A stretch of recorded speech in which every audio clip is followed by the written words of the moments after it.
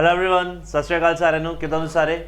चले जी ਅਸੀਂ जो अपने वीकेंड न्यूज़ कंप्लीट कर रहे सी उन्होंने स्टार्ट कर रहे हैं। ठीक है, ਅਸੀਂ ਦੇਖਾਂਗੇ ਪਿਛਲੇ ਵੀਕ ਦੇ ਅੰਦਰ क्या इंपॉर्टेंट न्यूज़ जड़ी है साढ़े कोल रही है। ठीक है, उन्होंने ਅਸੀਂ देखते हैं। ठीक है, चलिए गुड मॉर्निंग एवरीबॉडी, कैसे हो आप सब। चलिए आई होप आप सब ठीक होंगे and we gonna start with the last week's news जो हमने किया था। पहले भी हमने एक सेशन किया था, बहुत छोटा सा क्रिस्पी सा सेशन था। आज भी एक सेशन हम लोग करेंगे, थोड़ा सा ज़्यादा बड़ा होगा लेकिन उतना नहीं है जितना आप लोग इमेजिन कर रहे हैं। ठीक है, सो मेरा नाम अंशुल है और मैं ज्ञानम पर आपकर लेकर आया हूँ आपके लिए एक इंपॉर्टेंट करंट अफेयर्स जो हमारे वीक में रहे हैं। पिक एंड चूज का काम किया गया, वो इंपॉर्टेंट पॉइंट्स, वो इंपॉर्टेंट करंट अफेयर्स जो आप एग्जाम से पहले गो थ्रू करके ब्रश अप कर सकते हैं। And let's start with this. ठीक है जी, चलिए।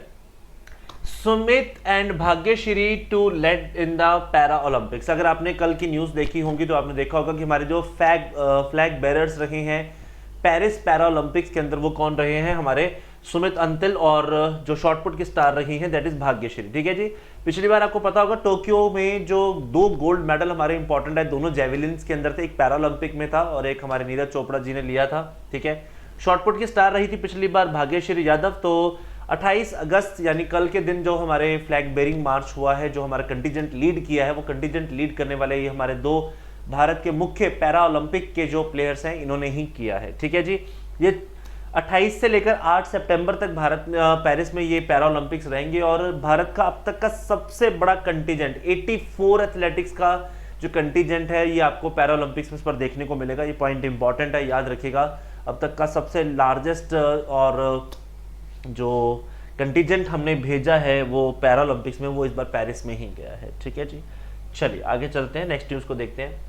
RBI titans norms for P2P lending for NBFCs. ठीक है, पीयर टू पीयर जो लेंडिंग प्लेटफॉर्म्स आपके एनबीएफसीज के होते हैं, आप लोगों ने देखा होगा बहुत सारी एप्लीकेशंस हैं जो आपको सीधा लोन प्रोवाइड करती हैं, आपके फिनटेक कंपनीज जिनको हम बोलते हैं। ठीक है, ये फिनटेक कंपनीज आगे एनबीएफसी से रिलेटेड होती है। तो अभी आपको दिखेगा कि आरबीआई ने इनके ऊपर नॉर्म्स कसे हैं कि भैया आप लोग इसमें डायरेक्टली लेंडिंग क्राइसिस में आप लोग इन्वॉल्व नहीं होंगे। ठीक है, देखो प्रॉब्लम ये है कि बहुत बार ऐसा होता है कि इन एप्लीकेशन से लोग लोन्स ले लेके भाग जाते, कोई 1000 का लोन डिफॉल्ट कर गया, कोई 5000 का लोन डिफॉल्ट कर गया। छोटे लोन्स बहुत ज़्यादा डिफॉल्ट होते हैं इस केस में, लोग नंबर बदल देते हैं, एड्रेस बदल देते हैं, आधार कार्ड पे कोई ले घर पे मिलने आता है तो मार पीट के वापस भेज देते हैं। रिकवरीज के कई बार प्रॉब्लम्स यहाँ पर देखने को मिलती हैं। तो आपको दिखेगा कि 16 अगस्त को ये गाइडलाइंस आई थी जहाँ पे इस बात को मान लिया गया और साफ लिखा गया कि NBFC P2P shall not assume any credit risk इधर डायरेक्टली और इनडायरेक्टली। तो एनबीएफसी इस केस में अब किसी तरीके का कोई भी जो क्रेडिट रिस्क है वो नहीं लेंगी। ठीक है, क्योंकि आपको दिखता है ये ट्रांजैक्शंस प्लेटफॉर्म बेस्ड होती हैं, जिम्मेदारी उनकी ज़्यादा बनती है, लेकिन यहाँ पे आपको दिखेगा कि एनबीएफसी उन लोन्स को बैकअप करती है, खासकर जो पर्सनल लोन्स वहाँ पे छोटे छोटे मिलते हैं। तो इसको लेकर एक स्ट्रिक्ट नॉर्म्स आए हैं और अभी मैं अगले हफ्ते में एक और इंपॉर्टेंट न्यूज़ कंप्लीट करूँगा आपके साथ। यूनिफाइड लैंडिंग इंटरफेस आपके पास आया, जैसे हमारे पास यूनिफाइड पेमेंट इंटरफेस जिसे हम यूपीआई के नाम से जानते हैं, ऐसे ही हमारे पास यूएलआई कल भारत सरकार ने लॉन्च किया। नेक्स्ट न्यूज़ के अंदर उसके हम डिस्कशन भी करेंगे कि वो क्या इंपॉर्टेंट है। हर चीज़ देश में यूनिफाइड होती जा रही है, तो देखते हैं क्या हो रहा है। नेक्स्ट देखते हैं 70th नेशनल फिल्म अवार्ड्स जो हमारे हैं अनाउंस हो गए। 16 अगस्त को दिल्ली के अंदर हमारे देश के जो 2022 की फिल्में रही हैं, क्लास याद रखिएगा, जो अवार्ड्स दिए गए हैं वो 2022 के प्रोस्पेक्ट से दिए गए हैं। 2022 के अंदर जो फिल्में रिलीज हुई थी उनको दिया है। ठीक है, by the ministry of information and broadcasting. तो देखते हैं कि इस बार अवार्ड्स किसको मिले हैं, क्योंकि इंपॉर्टेंट है ये अवार्ड्स, आपको पेपर में पूछे जाते हैं। बेस्ट फीचर फिल्म जो मिली है जिसने होलसेल एंटरटेनमेंट दिया, वो 2022 की सबसे बड़ी एक स्लीपर हिट थी, दैट इज कांतारा। किसी ने सोचा भी नहीं था कि कन्नड़ मूवी जो 4 करोड़ में बनी थी वो 200, 250, 300 करोड़ कमा के जाएगी। ठीक है, तो Kantara was been selected. Best film in AVGC animation, visual effect और गेमिंग और कॉमिक में ब्रह्मास्त्र पार्ट 1 जो कि रणबीर कपूर की थी, अयान मुखर्जी इसके डायरेक्टर थे। Best feature film in promoting national social and environmental values, that is Kutch express, Gujarat में इसको रिलीज किया गया था, बड़ी एक्लेम्ड मूवी थी। बेस्ट हिंदी फिल्म गुलमोहर को डिक्लेयर किया गया था, ये OTT रिलीज थी मूवी बेसिकली आपकी डिज्नी हॉटस्टार पर। बेस्ट पंजाबी फिल्म बागी दी दी जे है, ठीक है, मुकेश गौतम जी द्वारा थी। बेस्ट एक्टर ऋषभ शेट्टी को कांतारा के लिए मिला। बेस्ट एक्ट्रेस नित्या मेनन और Mansi Parekh for Thiruchitrambalam and the Kutch express. ठीक है, बेस्ट डायरेक्टर सूरज बरताजिया को मिला है, that is for the movie Uunchai. बड़ी इंपॉर्टेंट मूवी उस समय वो रिलीज हुई थी, बड़ी मोटिवेटिंग मूवी उस समय थी। तो क्लास आप ये मेन जो आपके अवार्ड्स हैं प्लीज़ इनको याद रखिएगा, ये ज़्यादातर आपको पेपरों में पूछे जाते हैं, तो please do remember this questions, ठीक है। अगली न्यूज़ की तरफ चलते हैं, बड़ा इंपॉर्टेंट न्यूज़ है, Maharashtra launches the first solar village. ठीक है जी, देखो हमारे देश में पिछले 26 जनवरी को पीएम सूर्य घर मुफ्त बिजली योजना का अनावरण किया गया था। नरेंद्र मोदी जी ने 26 जनवरी को इसकी अनाउंसमेंट की थी, ठीक है। उन्होंने बताया था कि हम लोगों को मुफ्त बिजली जो है वो देंगे, प्रोवाइड करेंगे, 300 यूनिट तक बिजली मुफ्त प्रोवाइड की जाएगी, सबको, पूरे भारत में सब लोगों को की जाएगी। आपको बस करना क्या है, सोलार पावर्स को एंड जो है सोलार पैनल्स जो है उनको क्या करना है, आपको पैनल पे लगाना है, उसको इम्प्लीमेंट करना है। इसी के तहत महाराष्ट्र सरकार ने 100 गांव चुने थे कि हम 100 गांव को कंप्लीटली सोलार एनर्जी पर लेकर जाएंगे। तो उसमें जो पहला गांव जो कि महाराष्ट्र के अंदर आपके पास पड़ता है, ठीक है, मान्याचिवाड़ी, जो आपके पास सतारा डिस्ट्रिक्ट में पड़ता है, ये 100% सोलर डिक्लेयर कर दिया गया है क्लास, ठीक है। तो ये एक बड़ी इंपॉर्टेंट न्यूज़ है, क्योंकि अभी सस्टेनेबल डेवलपमेंट गोल्स की जब हम बात करते हैं तो वहाँ क्लीन एनर्जी का जो प्रोस्पेक्ट है उसके बारे में डिटेल में बात करते हैं, उसके बारे में बार बार बात होती है कि किस तरीके से हमें ये चीज़ें करनी पड़ेंगी, ठीक है। अभी इनफैक्ट अभी मैं थोड़ी देर पहले ही देख रहा था, सुप्रीम कोर्ट ने भी ग्रेट इंडियन बस्टर्ड के ऊपर जो अपने आर्ग्यूमेंट्स दिए हैं उसके अंदर सोलार पैनल्स को लेकर उन्होंने कहा है कि 99 स्क्वायर किलोमीटर के एरिया में सोलार पैनल्स नहीं होने चाहिए। तो उसको भी हम देखेंगे आगे चलकर कि न्यूज़ क्यों इंपॉर्टेंट है, क्योंकि अगेन वाइल्ड लाइफ कंजर्वेशन भी हमारे सस्टेनेबल डेवलपमेंट गोल्स में आता है, ठीक है ना, life in water, life on land.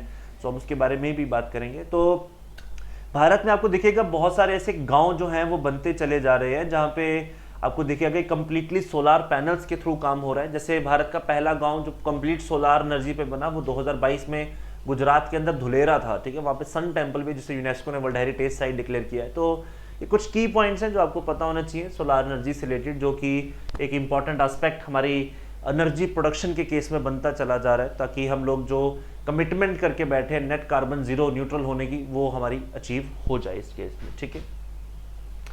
Next news की तरफ चलते हैं। AIM invites application for Australia India agritech programme, ठीक है। अटल इनोवेशन मिशन के तहत आपको दिखेगा कि इंडियन ऑस्ट्रेलिया स्टार्टअप्स ने स्मॉल बिजनेस जो क्लाइमेट स्मार्ट एग्रीटेक ग्रुप्स हैं उन्हें India Australia rapid innovation and startup expansion के तहत जो है एप्लीकेशंस देने के लिए कहा गया है क्लास, ठीक है।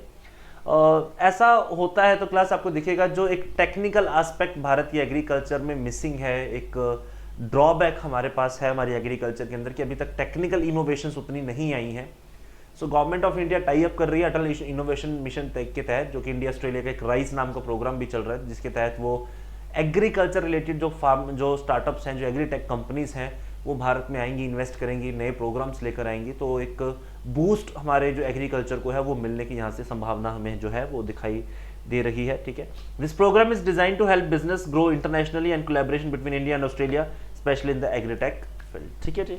चलिए next, national pest surveillance system बहुत इंपॉर्टेंट है क्लास। इस साल 15 अगस्त को इसकी अनाउंसमेंट की थी Indian council of agriculture research new Delhi ने, ठीक है।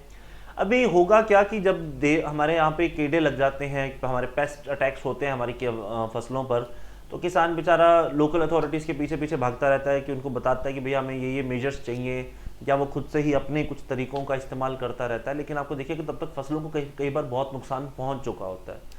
अब उस समाधान को करने के लिए national NPSS that is the national pest surveillance system जो है उसको लॉन्च किया गया है। करना कुछ नहीं है, किसान अपने मोबाइल फ़ोन से उस पोर्टल पे जाकर फोटो क्लिक कर सकता है, वीडियो बना सकता है, जहाँ पे वो पेस्ट या फसल पे लगे हुए जो कीड़े हैं उनको उनकी फ़ोटो भेज सकता है, जिसके ऊपर टाइमली एक्ट करके आपको उसका सोल्यूशन जो है वो दिया जाएगा, ठीक है।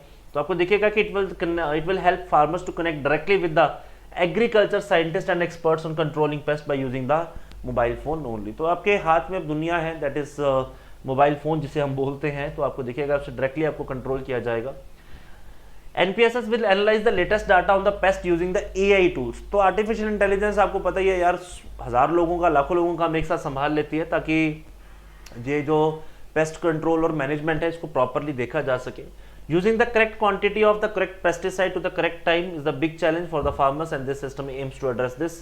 The system aims to reduce the dependence of farmers on the pesticide retailers and inculcate a scientific approach among the towards the pest management। तो जो टाइमली आप एक्ट नहीं कर पाते हो, टाइमली आइडेंटिफाई नहीं कर पाते हो कि कौन से कीड़े हैं, क्या प्रॉब्लम उसमें हो रही है, वो जो टाइम लैग था उसको हम लोगों ने बीच में से ख़त्म कर दिया है, और ये एक बहुत बड़ा बूस्ट होगा जहाँ पे अभी आप रिटेलर्स पर डिपेंडेंट नहीं हो कि जिस दुकान पे जाओगे पेस्टिसाइड खरीद के लाओगे फिर उसको बताओगे, वो भी तो तीर तुक्के मारेगा।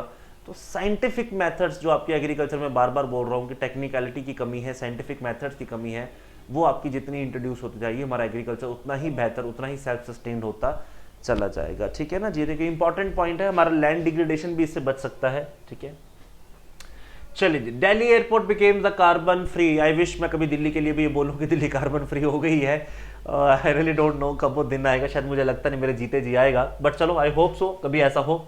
Indira Gandhi international airport India का पहला एयरपोर्ट बना है जिसने 5 एक्रीडेशंस का लेवल जो है अचीव किया, और ये कार्बन न्यूट्रल हो चुका है, कार्बन नेट जीरो पे जा चुका है। ये एक्रीडेशंस जो होती हैं 1 2 3 4 5 तक होती हैं, 5 इज द बेस्ट, और वो दिल्ली को मिली है। ठीक है, तो इन्होंने इसके लिए किया क्या कि आपको दिखेगा कि इन्होंने रेन्यूएबल एनर्जीज का इस्तेमाल किया है, ग्रीन एयरपोर्ट इंफ्रास्ट्रक्चर बनाया है, इलेक्ट्रिकल व्हीकल्स को एयरपोर्ट के अराउंड इंस्टॉल किया हुआ है। तो आपको दिखेगा जो कार्बन पोल्यूशन जो होते थे, जो कार्बन का प्रोडक्शन वहाँ से होता था और एक्यूमुलेट होता था, वो धीरे धीरे करके इन्होंने कम किया, and they have done a tremendous job. And I wish Delhi government और भारत सरकार भी इसके ऊपर ध्यान दे कि दिल्ली को भी आप कार्बन नेट न्यूट्रल तक, जीरो तक तो जाने की उम्मीद बड़ी कम है मुझे, लेकिन कुछ तो वहाँ पर कम हो। पॉल्यूशन बहुत ज़्यादा है, लोगों की लाइफ एवरेज वहाँ घटती जा रही, देश की बढ़ रही है, दिल्ली की कम हो रही है।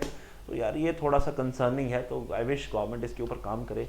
ठीक है, चलिए next, Ambani is India's most valuable family. आप इस फोटो को देखेंगे तो आपको कभी खुशी कभी गम की एक तस्वीर याद आ जाएगी। अमिताभ बच्चन, जया बच्चन जी, शाहरुख खान, ऋतिक रोशन, करीना कपूर, काजोल जी उसमें थे। बिल्कुल ऐसी ही कुछ फैमिली फोटो लग रही है, करण जौहर की मूवी जैसी, लेकिन वो एक हाइपोथेटिकल स्टोरी है, ये एक रियल स्टोरी है।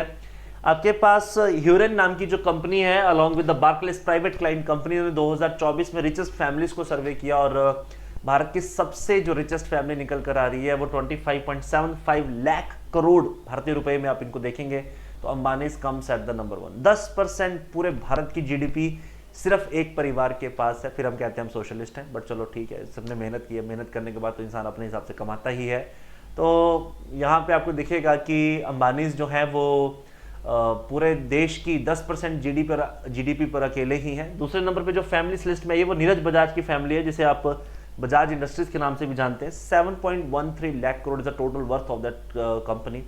तो आपको देखिएगा उससे 3 गुना ज़्यादा अंबानियों के पास है। ठीक है, तो ये आप रैंकिंग याद रख सकते हैं कि इंडिया की सबसे रिचेस्ट फैमिली। वैसे इसको ज़्यादा याद रखने वाली जरूरत नहीं है, आप इसमें गड़बड़ करोगे नहीं, सेकंड वाले में गड़बड़ कर सकते हो।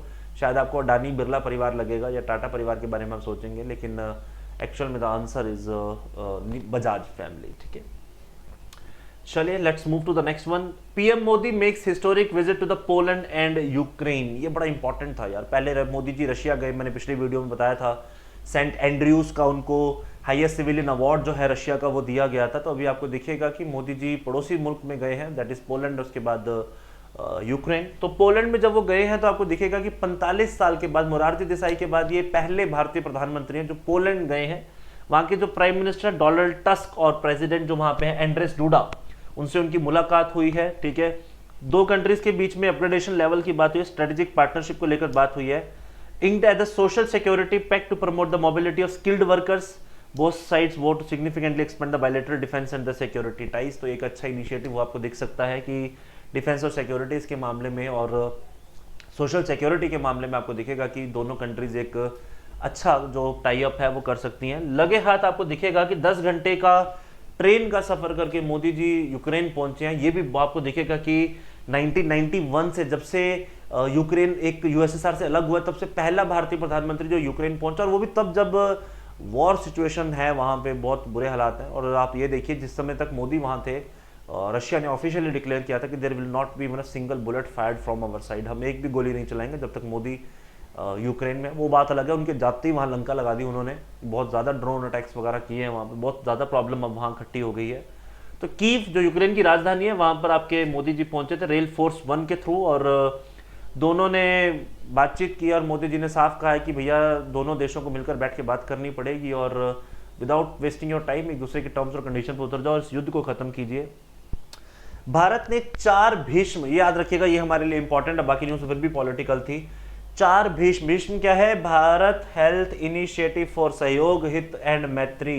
ये क्यूब्स हैं क्लास, ये पोर्टेबल हॉस्पिटल्स हैं जहाँ पे ट्रॉमा तक की फैसिलिटीज जो है वो अवेलेबल होती हैं। तो 4 भीष्म उन्होंने यूक्रेन को गिफ्ट किए हैं, वहां पर दिए हैं, ठीक है। दोनों कंट्रीज ने एग्रीमेंट साइन किए हैं on the field of agriculture, food and industries, medical production, ठीक है, product regulatories, community development projects and the cultural exchange. हालांकि आपको पता होगा कि बहुत सारे भारतीय लोग यूक्रेन में मेडिकल की पढ़ाई करने के लिए जाते हैं, बहुत सारे लोग वहाँ पे काम भी करते हैं, लेकिन जब से ये युद्ध स्टार्ट हुआ है तो एक एंटी इंडिया सेंटीमेंट आपको यूक्रेन में दिखेगा, एक एंटी मोदी जो सेंटीमेंट्स हैं यूक्रेन में दिखेंगे, क्योंकि बहुत सारे लोगों को ऐसा लगता है कि मोदी जी इस युद्ध को रोकने में सक्षम थे। I really don't know how the people assume this, ठीक है ना। कोई किसी के कहने पर युद्ध क्यों करेगा और कोई किसी के कहने पर युद्ध क्यों रोकेगा? दुनिया तो कब से कह रही है ना। तो रशिया का अपना इंटरेस्ट है, यूक्रेन के अपने इंटरेस्ट है, उसमें किसी तीसरे के इंटरेस्ट का क्या होगा? They one can act as a mediator only ना, मीडिएटर करने के बाद कोई इसको ये थोड़ी कर सकता है। लेकिन आपको देखिएगा कि एंटी इंडिया और एंटी मोदी सेंटीमेंट्स यूक्रेन में काफी हावी हैं। इनफैक्ट जब कीव के अंदर इन्होंने महात्मा गांधी की एक मूर्ति का अनावरण किया तो वहां पर बहुत सिक्योरिटी देखने को मिली थी, because people were in a doubt कि शायद मोदी जी को कुछ स्नाइपर या कोई और शूट ना कर दे। तो it was a very happy type, very critical situation was there. So देखा जाए तो ये सिचुएशन जो बन रही हैं, इसके ऊपर अगर ये युद्ध रुक जाता है तो दुनिया के लिए अच्छा होगा, लेकिन अभी तक ऐसे कोई हालात दिख नहीं रहे हैं। Russia seems to be very determined in this particular case, ठीक है। चलिए जी, अगला है first reusable rocket Rhumi 1 launch, very very very important class. आपको देखिएगा चंगलपट जो कि आपकी तमिलनाडु के अंदर गांव है, ठीक है, वहां पे आपको दिखेगा इन्होंने तिरुवंदनदई जो जगह है जहां से इन्होंने भारत के अंदर पहला रीयूजेबल जो आपका हाइब्रिड मॉडल रॉकेट है उसको लॉन्च किया है, ठीक है। तो आपको दिखेगा ये एक चेन्नई बेस्ड एक स्टार्टअप है, ठीक है, जिन्होंने स्पेस जोन इंडिया और साथ में आपको कोयम्बटूर बेस्ड मार्टिन ग्रुप्स ने मिलकर ये बनाया है, ठीक है। तो इसमें क्यूब सैटेलाइट और 50 पिको सैटेलाइट्स जो हैं वो भेजी गई हैं। क्यूब सैटेलाइट्स बड़ी छोटी होती हैं क्लास, जैसे हमारा एक रूबिक बॉक्स नहीं होता जिसको रोटेट करते रहते हैं हम लोग, उतने साइज की सैटेलाइट्स हैं, 2 किलो के आसपास इनका वेट होता है। और पिको सैटेलाइट्स वो होते हैं जिनका सैटेलाइट्स तकरीबन 1 किलो या उससे भी कम होता है। तो आपको दिखेगा 3 क्यूब और 50 जो पिको सैटेलाइट्स हैं वो हमने यहाँ से ट्रेजेक्टरी के थ्रू लॉन्च की हैं। ये रूमी सैटेलाइट्स कुछ इस तरीके से काम करेंगे कि ये स्पेस में जाएंगी जरूर, लेकिन आपको दिखेगा कि पैराशूट के थ्रू ये दोबारा से वापस आ जाएंगी। तो सॉलिड और लिक्विड फ्यूल दोनों इसमें जो है वो यूज किए गए हैं, ठीक है। और आपको दिखेगा कि बहुत कॉस्टिंग जो है इसकी कम आई है। Beyond this space exploration projects Rhumi 1 application extend to agriculture, environmental monitoring and disaster management, इसके लिए भी काम करेगा। एग्रीकल्चर, इन्वायरमेंट और डिजास्टर के लिए ये बहुत सही रहेगा। इसरो ने कुछ समय पहले 3D प्रिंटिंग नाम की 3D प्रिंटर एक रॉकेट भी लॉन्च किया था, वो भी बड़ा कॉस्ट इफेक्टिव था। 97% रॉ मटेरियल उसमें कम लगा है, 60% वो कॉस्ट इफेक्टिव था। तो आपको दिखेगा कि स्पेस जो भारत का है वो बहुत अच्छे तरीके से अब काम कर रहा है। स्पेस एजेंसीज बहुत शानदार काम कर रही हैं। इस साल तो भारत सरकार ने बजट में 1000 तक की प्राइवेट इन्वेस्टमेंट्स जो हैं वो भी इंट्रोड्यूस की हैं। तो जो फंड्स की शॉर्टेज इसरो को देखने को मिलती थी अब वो आपको आने वाले समय में नहीं दिखेंगी, ठीक है। It's a great initiative. चलिए नेक्स्ट देखते हैं। यूनिफाइड पेंशन स्कीम अनाउंस्ड, बहुत देश में क्लेश हो रखा है। Old pension scheme, national pension scheme and आपके पास अभी लॉन्च कर दी गई है यूनिफाइड पेंशन स्कीम। तो आप काफी लंबे समय से देख रहे होंगे कि नेशनल पेंशन स्कीम को लेकर भारत में बहुत विद्रोह था। 2004 में इसको अटल बिहारी वाजपेयी जी ने लॉन्च किया था। मुद्दा ये था कि पेंशन को लेकर सवाल ये था कि भारत सरकार का नियम ये था ओल्ड पेंशन स्कीम में कि जो बंदा सरकारी नौकरी पे गया, लास्ट सैलरी जो भी ड्रॉन कर रहा है उसका 50% उसको एश्योर्ड सैलरीज मिल जाती थी, पेंशन जो है वो मिल जाती थी। लेकिन न्यू पेंशन स्कीम के तहत कुछ नियम बनाए गए थे जहां पे उसका कंट्रीब्यूशन एम्प्लॉय को भी करना होता था साथ साथ। पहले नहीं था, लेकिन अभी उसको दिखता था कि जैसे मैं नौकरी पर जाऊंगा या आप नौकरी पर सरकारी पर जाएंगे तो आपको दिखेगा कि आपकी सैलरी में से ही आपको कंट्रीब्यूट करना पड़ेगा अपनी पेंशन के लिए। सपोज आप 2000 कंट्रीब्यूट करते हो तो 2000 गवर्नमेंट भी कंट्रीब्यूट करेगी। गवर्नमेंट उसको फिर आगे इन्वेस्ट करती है और उसके बाद उसमें से जो पैसा बनता है आपको थोड़ा थोड़ा करके पेंशन के तौर पर वो मिलता रहता है। लेकिन इसका बहुत ज़्यादा कट्टर विद्रोह किया गया था। लेकिन अभी एक यूनिफाइड पेमेंट सिस्टम जो है वो सरकार लेकर आई है, ठीक है। तो इसमें नॉर्म्स क्या है? Assured pension amount 50% of the average basic pay drawn over the last 12 month prior to the superannuation of the minimum qualification services of 25 years. तो आपको अगर कम सैलरी, आपने पिछले 10 साल में जो भी सैलरी ली है उसका 12 महीने का एवरेज लिया जाएगा, 50% उसकी एश्योर्ड सैलरी आपको मिलेगी। लेकिन आपके कम से कम ईयर्स ऑफ वर्किंग कितने होने चाहिए? 25 वर्ष। और ये आज से लागू जो होगी, 1 जुलाई से जो लागू होगी उसका नहीं है सिस्टम, ये 1 जुलाई 2025 आई थिंक लागू होनी है। तो वो उसके लिए नहीं है, ये 2004 के बाद जो लोग लगे हैं उनके लिए भी है। ऐसा नहीं मत समझिएगा कि ये सिर्फ नए लोगों के लिए है। जो नेशनल पेंशन स्कीम है उसमें जो लोग एनरोल थे उसको हटा दिया जाएगा और उसकी जगह ये इंट्रोड्यूस किया जाएगा। This page to be proportionate for the lesser service period up to the minimum of 10 years. कम से कम आपकी सर्विसेज 10 साल की होनी चाहिए, तो भी आपको ये फैसिलिटीज प्रोवाइड की जाएंगी।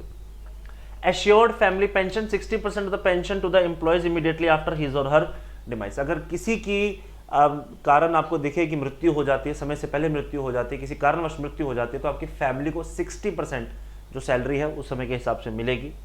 एश्योर्ड मिनिमम पेंशन 10,000 रुपये per month सुपरनेशन after the minimum 10 year of services. अगर आपने कम से कम 10 साल की सर्विस किया तो मिनिमम सैलरी, मिनिमम जो एश्योर्ड पेंशन आपको मिलेगी वो कितनी मिलेगी? एटलीस्ट 10,000 रुपये की आपको जो है वो यहाँ पर देखने को मिलेगी। ठीक है जी। इन्फ्लेशन इंडेक्सेशन जो है उसको भी ध्यान में रखा जाएगा। All India consumer price index जो है फॉर इंडस्ट्रियल वर्कर्स, उसको भी आप देखेंगे, उसमें इसका ध्यान रखा जाएगा जब आप पेंशन से एक्सीड करते हो। Lump sum payment of at superannuation यानी रिटायरमेंट के आपको क्या मिलेगा?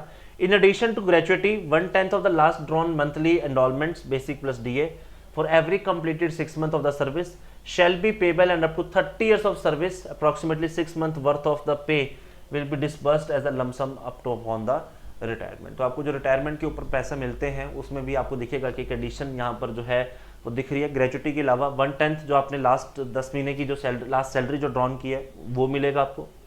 हर 6 महीने की सर्विसेज के ऊपर जो आपके पैसे बनते हैं वो आपको मिलेंगे। 30 साल की जो आपकी सर्विस हो चुकी है तो उसमें जो लास्ट 6 मंथ की जो आपकी सैलरीज है उसका भी कोलैबोरेटेड आपको सिस्टम दिया जाएगा।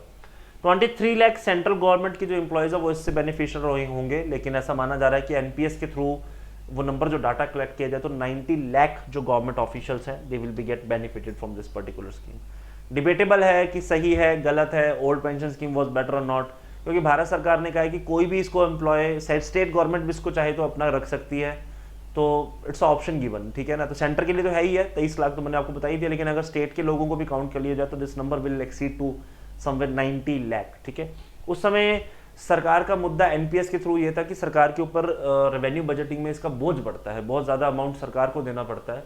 अभी भी आपको दिखेगा कि नंबर एक्सीड करेगा, लेकिन देश में पॉलिटिकल हालात ऐसे हैं तो आपको दिखेगा गठबंधन की सरकारें हैं, तो ऐसी चीज़ें आपको दिखेगा कि रेवेन्यू बजटिंग में हमेशा इस समय पर एडिशन होती चली जाएगी। ठीक है। अगली न्यूज़ देखते हैं। Miss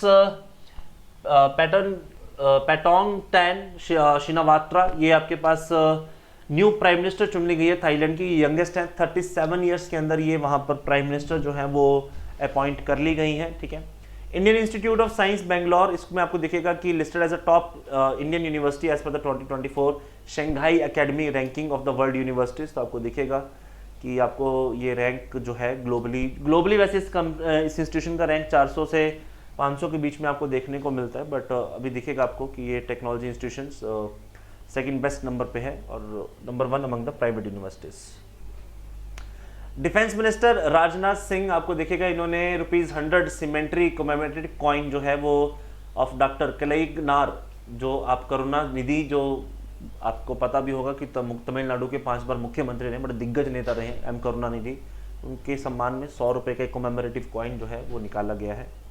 The team of Indian student has secured 3 golds, 2 silver and 3 bronze at the 17th International Earth Science Olympiad। तो भारत का ओलंपियाड में आप देखेंगे काफ़ी शानदार ट्रैक रिकॉर्ड है। अगर पिछले समय को भी देखेंगे तो इस बार भी हमारे 3 गोल्ड, 2 सिल्वर और 3 ब्रॉन्ज आपको यहाँ पर देखने को मिलेंगे। ठीक है। Health authorities in Sudan has officially declared that there is outbreak of cholera epidemic. तो आपको देखिएगा 100 से ज़्यादा डेथ पिछले कुछ समय में सूडान में हो चुकी हैं। तो कई बार ऐसे क्वेश्चन सिंपली पूछ जाते हैं कि कौन सी कंट्री में कॉलरा का एपिडेमिक फैल चुका है, तो Sudan is a right answer. इसके बाद अगर हम बुक्स एंड ऑथर्स की बात करें तो डे ड्रीम हैना ग्रेस की लॉन्च हुई है। ठीक है। By any other name Jodi Picoult, born of ball blood and ash Jennifer. ठीक है। हाउस ऑफ ग्लासेस बाय सारा पाकेनन।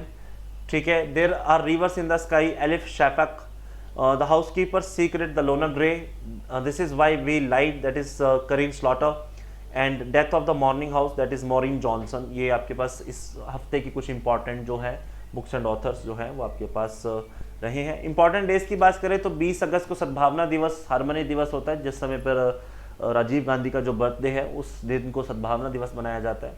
अक्षय ऊर्जा दिवस भी आपकी 20 तारीख को ही बनाया जाता है ताकि हम सोलार एनर्जी को और प्रमोट कर सकें। 20 अगस्त वर्ल्ड मॉस्किटो डे भी बनाया जाता है ताकि बीमारियां जो हमारी मॉस्किटो से फैलती हैं उसके बारे में लोगों को अवेयर किया जाए, इस बीमारी को कम से कम किया जाए। जैसे बहुत सारी कंट्रीज मलेरिया से फ्री हो चुकी हैं, है ना, मलेरिया है, डेंगू है, बहुत सारे ऐसी बीमारियां हैं जो आपको मॉस्किटो से होती हैं।